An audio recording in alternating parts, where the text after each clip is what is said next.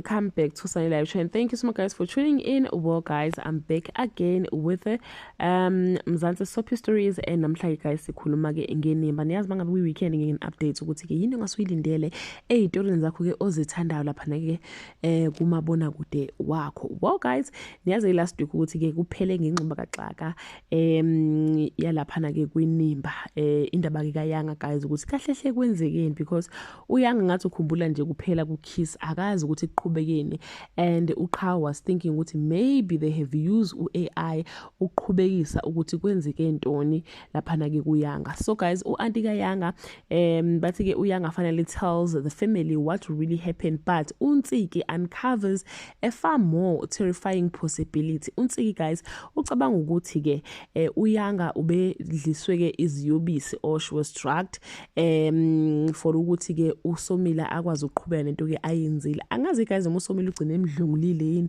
uYanga, but uYanga akakhumbuli lutho. And ke guys bathi ke naye ke uQhawe on Wednesday bathi Qhawe and Ntsaki close in on the truth, but someone is determined to keep it buried. So guys ngiyacabanga ukuthi ngampela ikhona into eyenzeke ke kuYanga.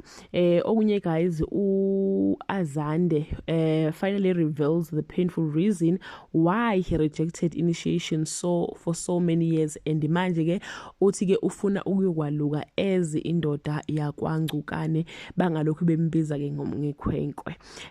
Okunye ke guys okuzokwenzeka ukuthi the guy umawethu guys uyabona ukuthi ikusasa lakhe ke liyashabalala ke ezandleni zakhe, njengoba kubuya ulwandle engazi ukuthi ke ulwandle uzongena ke esikhaleni sikamawethu, and he will remember the Ngcukana family ayishiya, because the company engazi ukuthi guys izogcina ke isim overlooker umawethu after wonke lama sacrifices ke awenzile. Asazi ke uyogcina ke kanjani, uyogcina eyini ke guys umawethu. So yeah, that brings us to the end of this video. Do leave your comment below and share your opinion. Bye.